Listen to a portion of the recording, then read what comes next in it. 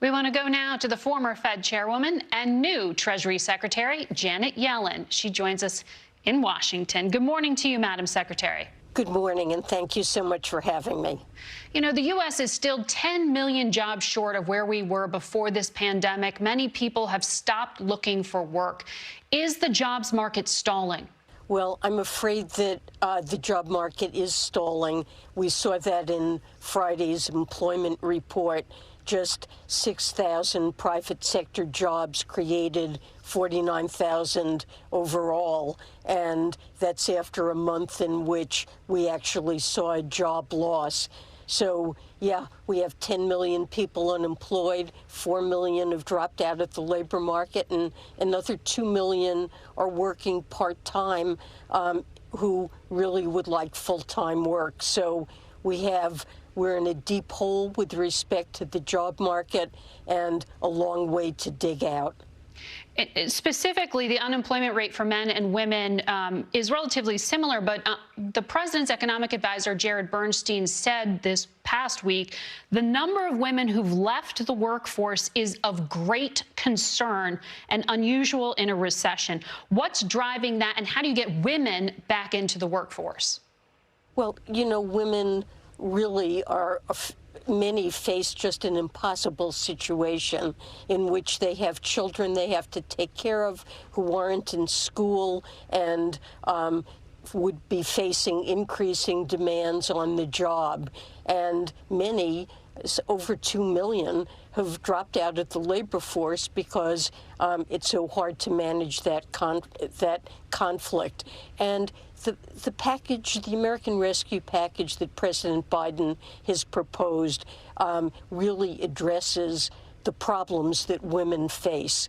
It places huge emphasis on getting our schools open safely, getting children back into school, providing paid family and medical leave during this crisis so that women don't have to leave their jobs when they're faced with health issues or family issues that they have to address. There's emphasis on providing more child care and payments, tax credits expanded for children to help families address these needs. And I think this is really necessary to get women back to work. They've faced a disproportionate burden because of this crisis, especially low-wage women and women of color. Those emergency paid leave provisions would expire in September. During your confirmation hearings, you talked about the U.S. needing to make these more permanent, essentially, to stay competitive with the rest of the developed world. Is getting the U.S. to adopt a legal mandate for expanded paid leave and child care your ultimate goal?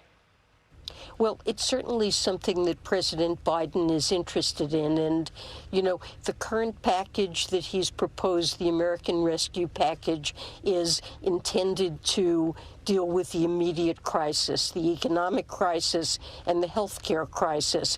But beyond that, he looks forward to proposing ideas to address long-standing challenges that our economy has faced. That sounds like a yes in the future. Let's talk about now. In this current rescue package, what should determine who is eligible for a stimulus check? Should it be your 2019 income level or your unemployment status? Well, you know, President Biden wants to make sure that the payments that he's proposed, $1,400 payments to make good on the total $2,000 pledge, goes to families that really need it, that are struggling.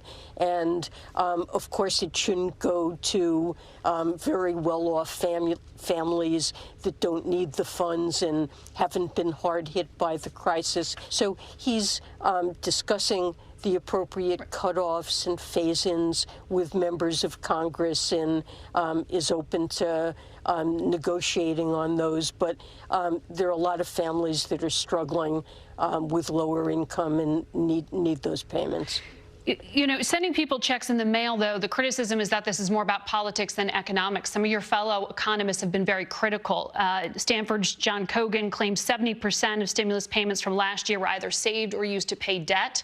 Mark Zandi of Moody's, who the president often references, said stimulus checks are not the most effective type of support and said much of it goes to households that don't need the funds. Given that, how do you justify writing these checks? Well, it has to go to people and households that do need the money, and those are lower income households. And we need to make sure that the cutoffs are appropriate so that households that are doing really well maybe have seen their stock portfolios rise and make a lot of income and haven't lost their jobs. Those households shouldn't be getting it. What's your floor and ceiling on that? There is a lot more targeted relief also. Well, I don't have specifics for you today. These are matters that President Biden is discussing with members of Congress and is open to reviewing what's appropriate. But he is committed to providing the $1,400 payments to those who qualify. But there's no jobs creation program in here. The president says he wants that massive infrastructure bill to be next. And job creation is what we need to see. Don't you risk spending your political capital now when you need to create jobs in this next bill? Well, there will be another bill that addresses job creation through infrastructure development, through investment in people, in education and training, addresses climate change, improves the competitiveness of our economy, and is designed to create good jobs with good pay that involve careers for people. But right now, this package will do a huge amount to create jobs.